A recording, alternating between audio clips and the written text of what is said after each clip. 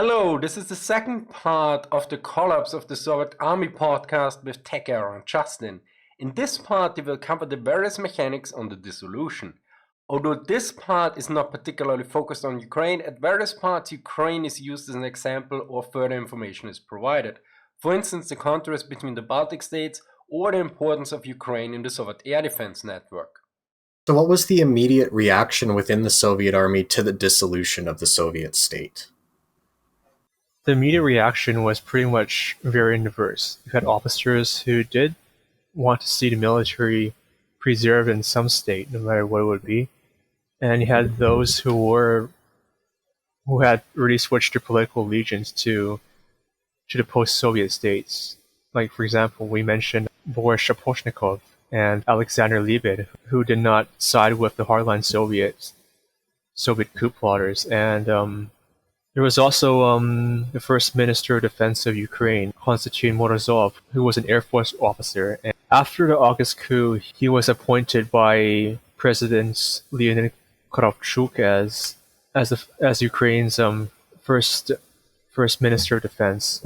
Beginning in 1992, those Soviet military officers who didn't want to serve in an independent state really wanted the military preserved because they grew up in a Soviet military system and they weren't happy to see reality and pledge their allegiances to Russia, Ukraine, Belarus, and other countries. And there was a fear that making the army into a Yugoslavia situation would increase violent conflict in the former USSR. And they were really horrified that they would have to divide up Soviet military assets, with the best equipment going to Belarus, Ukraine, Kazakhstan, but not Russia.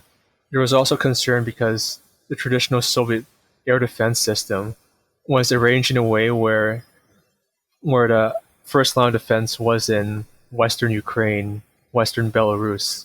And for the Russian armed forces, when they had to recreate themselves in 1992, they were left with a raw core, a third line of defense.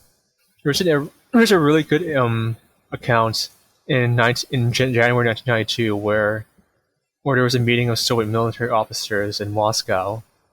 These officers demanded Yeltsin to preserve the military, but in the end, they knew that Yeltsin couldn't preserve the Soviet military in any way. So there was a big morale drop if you grew up in the Soviet military system, and you wake up one day to realize that not only your state that you dedicate your life to is gone, but you now have to pledge your allegiance to a new state that really didn't have the money to continue. So it's interesting to note that there were attempts by former Soviet military officers to preserve the Soviet military, not in an unofficial method, but in the post-breakup negotiations with the new post-Soviet states. In December 1991, the last Soviet defense minister, Boris Shaposhnikov, he wanted to really try really hard to preserve the Soviet military by forming the combined armed forces of the Commonwealth. But it ran counter to pretty much all of the independent states' interests, because it envisioned all the former Soviet military nuclear weapons, air forces, and navy into a kind of public good that would be shared between the Commonwealth, with each post-Soviet country having its own militia and armed forces that were under the command of those governments, and they would be only under Commonwealth control in wartime. But it was not really consistent with reality, because during this time everyone wanted to have their own military. How long did it take for the Soviet army to formally dissolve? And how many armies can directly trace their lineage to the Soviet army? So we discussed before, the Soviet military didn't really officially dissolve until 1993. Pretty much the Soviet military was renamed the Commonwealth of Independent States Military. And during this time, any Soviet military unit that didn't pass under the control of an independent state were formerly under Commonwealth military command.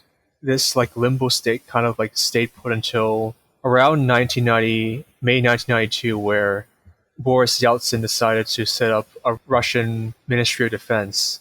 With that event, there was no longer any question that the former Soviet military could be preserved in any sort of situation. And by 1993, that Commonwealth military structure was gone because under Boris Yeltsin, he evicted Boris Shaposhnikov from his post in the former Soviet Ministry of Defense headquarters and evicted him to the former Warsaw Pact headquarters outside of Moscow. In 1992, I would say that most armies of the post-Soviet states can trace their DNA from the Soviet military, except for the Baltic states in Lithuania, Latvia, and Estonia. There's a difference because in 1991, all of the Baltic states saw the Soviet military as an occupying force, while in Ukraine, except in Western Ukraine, the Soviet military was seen to have a certain amount of legitimacy. And if you look at the memoirs of the first Ukraine defense minister Morozov, he understood that making Soviet military units persona non grata would endanger Ukrainian independence because all those soldiers and officers in the Soviet military in Ukraine would soon become Ukrainian citizens, and those soldiers and officers would become the future core of the Ukrainian armed forces. So if you make the Soviet military in Ukraine welcome, then Ukraine's independence and future military would be endangered. So we touched on this a little bit, but how were the former Soviet army units distributed to the successor states, so like their equipment and personnel? Again, this is a really complex question because it really depended on where the unit was stationed, what kind of ethnicities made up the units, and the outcome of negotiations between the successor states. So, for example, we'll use some Soviet airborne divisions. In Uzbekistan, there was the 105th Guards Airborne Division, which passed from Soviet to Uzbek control, but its soldiers were largely ethnic Russians until the Uzbek military could actually train enough of its own officers. And in Ukraine, there was the 98th Guards Airborne Division as well. In late 1991, the Ukrainian government demanded that the division would swear allegiance to the Ukrainian armed forces, but during this time, the division actually refused those orders because unit and service branch loyalty was still strong, even though that unit had lots of ethnic Ukrainians. And eventually, this airborne division was split up in 1992 between Russia and Ukraine, where those who decided to stay in Ukraine ended up forming the core of the Ukrainian paratrooper force, while the rest of the division moved into Russia and reformed itself. What was the impact of the dissolution of the Soviet army on the esprit de corps of the rank and file? What about high-ranking officers? We can't touch upon this before, but it really depends on where the loyalties lied. For high-ranking officers, you had people like Konstantin Morozov, who was already committed to the Ukrainian which is why the first president of Ukraine, Leonid Kravchuk, appointed him as the first Ukrainian defense minister, even though there were plenty of Soviet military officers in Ukraine who had the qualifications to manage the Ukrainian armed forces. I would say that those who were not committed to a nationalist cause were under the fantasy of the Soviet military being preserved. Because under Morozov's memoirs, he recounted a case where there was a meeting between all of the Soviet military district commanders in Ukraine and the Ukrainian president. And they were very opposed to Ukraine having its own armed forces. And this incident was one of the reasons why Morozov wanted to quickly formulate a new loaf of loyalty to Ukraine, because there was during this time the military in Ukraine didn't have a good sense of where it would lie in the near future, and people like Morozov wanted to establish a firm grounding for for the Ukrainian armed forces.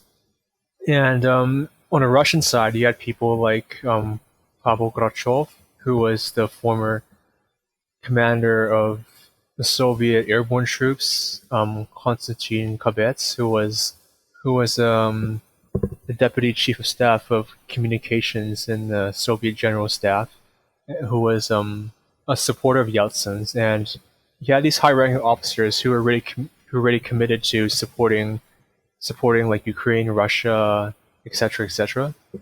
And but there was another counterpoint because, like we said before, a lot of the material conditions in the former Soviet armed forces was very bad during this time.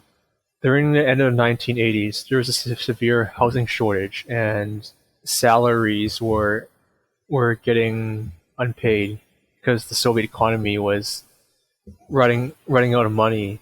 In 1993 in Ukraine, there was a report by one of my sources where 70,000 Ukrainian officers lacked proper housing, and morale was low because it was suffering from the same terrible pay and horrible living conditions that plagued their Russian counterparts.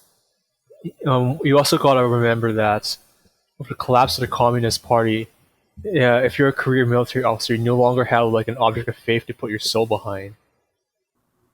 Yeah, that is a very good point. And I guess we will move. We've kind of talked about this a little bit, but what the impact of the dissolution of the Soviet army on things like budgets and salaries, benefits, logistics was like. In fact, in the unused notes that you have, you have an example where in December 1988, Gorbachev announced just unilateral reduction of Soviet troops in Eastern Europe. Obviously, a year later, the communist governments of Warsaw Pact are gone. Soviet General Staff has to organize logistics and movement of 31 army divisions, plus their families and logistical and combat support units. And it amounts to roughly 650,000 people. And then, as you note, these groups of forces were permanent garrisons, so there was no infrastructure in the Soviet Union to accommodate these divisions. So there are no barracks or storage depots or schools or houses for families. This all doesn't sound very good, so I wonder if you can just elaborate on that more generally. So basically, this is a situation where it's like performing surgery where you're rearranging all of your organs. During this time, as we mentioned before, salaries were irregular and a lot of officers and soldiers weren't paid on a regular basis. If you don't have like supplies and money coming in, then if you're like a commander of like an army division, you still have the mouths to feed. You still have like bills to pay, right?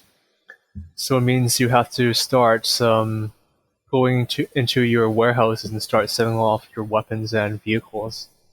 And if you're more corrupt, you're gonna sell off some army property to line your own pockets.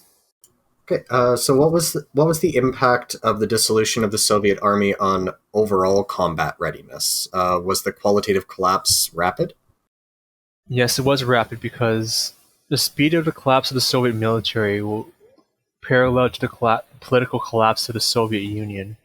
And in the Soviet military system, it was integrated in a way where the all-Union territories would be integrated into a connected defense system. So in the Soviet military system, the highest readiness combat formations were situated in places like Germany, Czechoslovakia, Ukraine, Belarus, the Baltic states, while lower readiness units were in Russia, Central Asia, and the Far East. When the Soviet military collapsed, the independent states kept a lot of modern equipment and around like a good number of the logistical and repair facilities in the former Soviet Union. So let's give an example of like tanks, for example, armored fighting vehicles.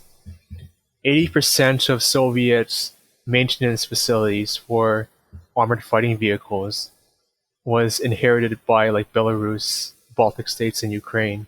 There was little like high readiness combat infrastructure that was actually located in Russia itself. So there's a case where Russian, well, former Soviet, but taken into the Russian army, divisions in former East Germany were transported from Germany to Russia, and because there was no like barracks infrastructure or like any type of like accommodation for them, the Russians pretty much took the former Soviet Union and dumped them into a grass field. And with the collapse, all these new countries were left with very unbalanced force compositions, which weren't really suited for their security needs.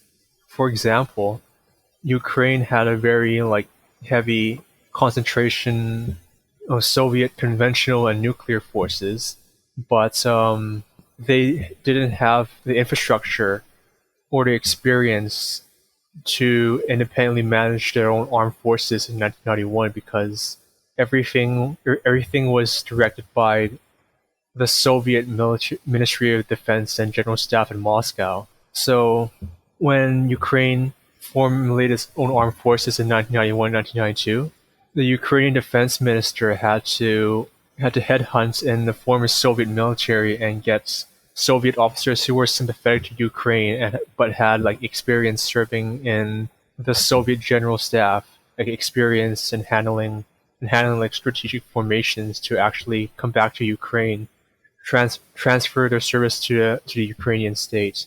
So the collapse of the Soviet military wasn't very good if you wanted to have your own independent military because of how compartmentalized everything was. And according to this, because of the rapid changes in strategic situation, you had a situation where you had to come up with a new military strategy because for the Soviet military, the concrete concept enemy was NATO or China. With the collapse of the Soviet military, this was no longer relevant.